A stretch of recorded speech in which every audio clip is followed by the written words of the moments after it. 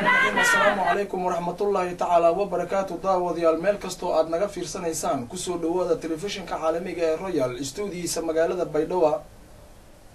Daawadayaal waxaa barnaamijkeena kulanka Koonfur Galbeed Soomaaliya maanta marti ku ah madaxweynaha dawladda Koonfur Galbeed Soomaaliya Shariif Xasan Sheekh Aadan oo nagala qayb qaadan doona isla markaana su'aalo muhiim ah aan ku weydiin doono. ugu horeen madaxweynaha waxaan weydiiyay su'aal ku aadanayd diblomaasiyiinta maalmihii ugu dambeysay ku soo qulqulayay magaalada Baydhabo oo ugu dambeeyay safiirka dawladda Turkiga oo ay weliyaan ganacsato ka soo jeeda dalkaasi Turkiga qaar ka mid ah hay'adaha gargaarka kuwa oo dhawaan lagu wado inay mashaariic ka fuliyaan magaalada Baydhabo.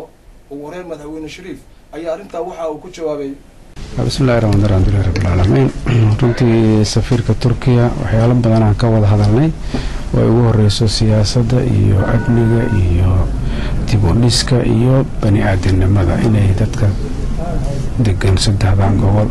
si alaala sidii loo horumarin lahaa dhinaca caafimaadka iyo dhinaca waxbarashada iyo dhinaca dib u dhiska iyo sidoo kale ganacsiga iyo xiriirka ganacsatada saddexdan gobol dadka Koonfur Galbeed iyo dawladda Turkiga si alaala sidii u wada xiriiri karaan. marka waxaan aaminsanahay inay wax badan ka qabsoomi doonaan insha Allah. waxaan rajaynayaa in dadaal badan oo ka imaan doono caalamka gaar ahaan dadka degan saddexdan gobol oo Koonfur Galbeed waxaan ka codsanaa adduunka nabad la'aan waxba lama qabsan karo inay nabadda ka wada shaqeeyaan kii askariga iyo kan askariga ahayn in nabadda laga wada shaqeeyo sidii dalka loo horumarin lahaa. nabad la'aan waxba ma qabsoomayaan nabadaha naasna lugule. waxaan ka codsanaynaa in nabadda laga wada shaqeeyo caalamkan. waxaan ka codsanaynaa inay soo kaalmayaan gaar ahaan goboladan gobolka Bakool oo dhibaatooyin badan ka jirto in la soo kaalmayo sidii jidadka loo furi lahaa sidii kaalmo bani aadamnimo loo gaarsiin lahaa daawo iyo raashin iyo intaba. madaxweyne dhowr jeer ayaad ku celcelisay in Bakool wax loo qabto waana ognahay caalamkan way ka warqabaan in Bakool dhibaato ay ka taagan tahay oo kooxaha nabadiidka ay go'doomiyeen. marka maxaa ka go'an dawladda Koonfur Galbeed Soomaaliya maadaama ay tahay dawlad curdana awood saas aanu lahayn? insha Allah dadaal badan baan sameyn doonaa ciidamada amisom walaalaheena oo jooga goboladan Baay Bakool oo gaar ahaan dawladda Itoobiya iyo ciidamada Koonfur Galbeed oo hadda asaaska oo bilowga ah iyo kuwa militariga dawladda federaalka iyo kuwa booliiska iyo kuwa nabad sugidda waxay go'aansadeen inay tilaabooyin ay qaadaan oo waxtar leh oo shacabku uu ku raysado oo shacabku ku diirsado.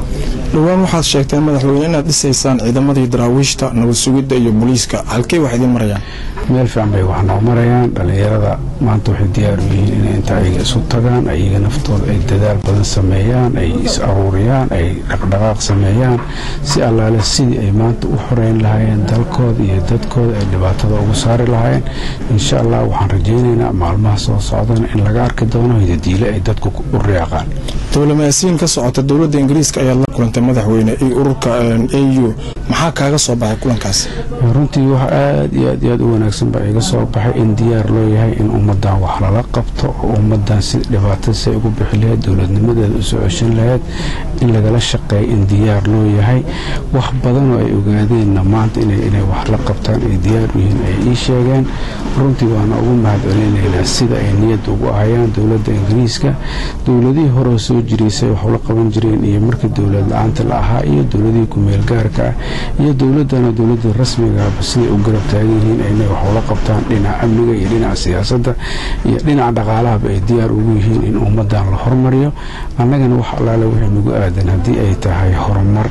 iyo haddii ay tahay waxbarasho iyo haddii ay tahay caafimaad iyo haddii ay tahay dib u dhisba waan kala hadalnay. runtii ballanayna noo qaadeen inay wax qaban doonaan biidhnillaahi alkariim. weli daawadayaal waxaan ku kala jirnaa barnaamijkeeni kulanka Koonfur Galbeed ee Soomaaliya oo marti ku yahay madaxweynaha dawladda Koonfur Galbeed ee Soomaaliya Shariif Xasan Sheekh Aadan. halka aad naga fiirsanaysaan ama aad naga eeganaydaan waa studio TV-ga Royal magaalada Baydhabo uu ku leeyahay. waxaa wararku ay sheegayaan madaxweyne in aad martiqaad rasmi ah ka hesheen dawladda Itoobiya. maxaad nooga faahfaahin kartaa arintaas? dawladda Itoobiya walaalahan dariska nahay oo hadda ciidamadeedan ay ku sugan yihiin goboladan martiqaad baan ka helnay insha allah waqti dhown u tegi doonaa waxaana ugu warrami doonaa sida xaaladda ay tahay iyo maamulka koonfur galbeed sida ka go-an inuu ummadda uga adeega sida u qaban lahaa iyo sida wax loo qaban lahaa iyo sida gobolada laisugu furi lahaa baa iyo bokool iyo shabeellada hoose annaga saddexdan gobol waxaan rabnaa in degmooyinkiisa iyo goboladiisa iyo jididkiisa kulligeed laisku furo soomaali oo dhan in laisku furaan rabnaa iyagana kulli taasaan kala soo hadli doonaa sidaan uga baranay dowladda etoobiya inay wax badan nagala qaban doonaan sida haddaba ay maanta ugu dadaalayaan amnigan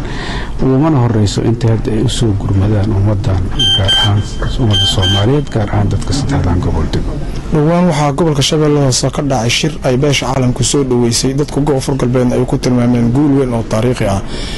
madaxweyne shirkaas dib u heshiisiinta beelahaas halkaas ku dagaalay dhiigooda aad kala joojiseen ee adigu aad hormuudka ka ahayd maxaa haatan arrimuhu waxgay marayaan hadda runtii aad iyo aadaan uga mahadcelinaynaa caalamka gacan weyna nagala siiyey in dadka walaalaha inta wada hadlaan ay nabad gaaraan runtii mana dhici lahayn ciidamada amisom dadaalka ay muujiyeen haddaysan muujin lahayn runtii aadaan uga mahadcelinayna mahadilaahi iskale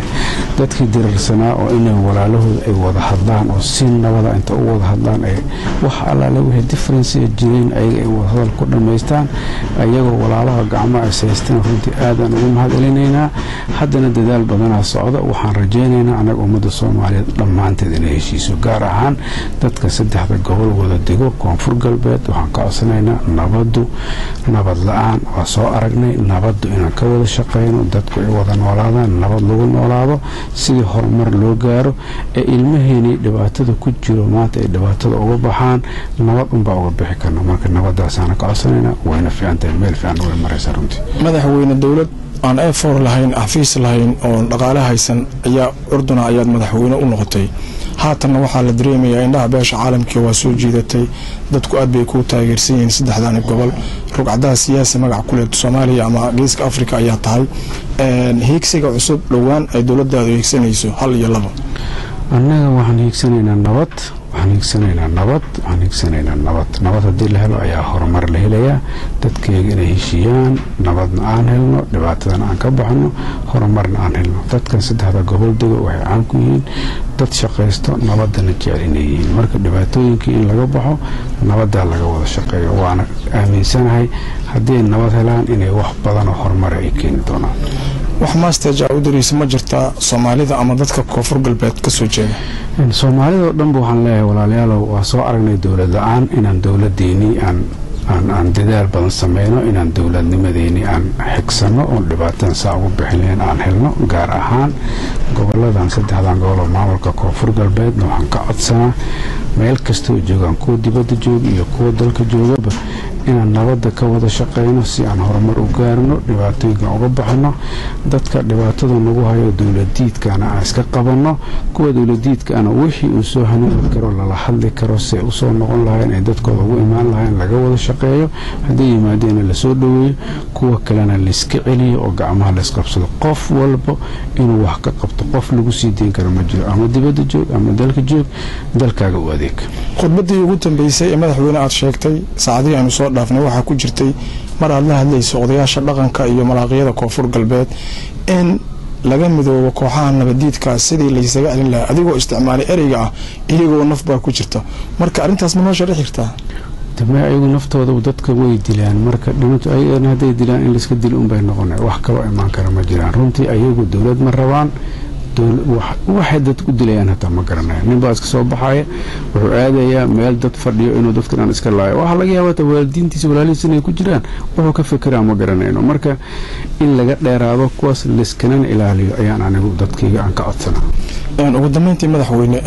su-aasha ugu dambeyso wada shaqeynta tv-ga royal iyo dowladda koonfur galbeed maadaama aad tahay madaxweynihii sidee u aragtaa runtii royal ayadaan u mahadcelinaynaa dadaalkiisii iyo sidoo hadda uu noo taageero uu noola shaqeeyo madaxdiisii iyo shaqaalihiisii waa hadlayna waa mahadsantihiin aad ayaad u mahadsantaha madaxweyne aadaad u mahadsanta daawadayaal waxaa intaasi ku eg barnaamijkeenii kulanka koonfur galbeed ee martidu ku ah madaxweynaha dowladda koonfur galbeed soomaaliya shariif xasan sheekh aadan barnaamijkan mid lamid a intaanu ku kulmi doonana waxaan idinkaga tegaynaa assalaamu calaykum waraxmatullaahi tacaala wabarakaatu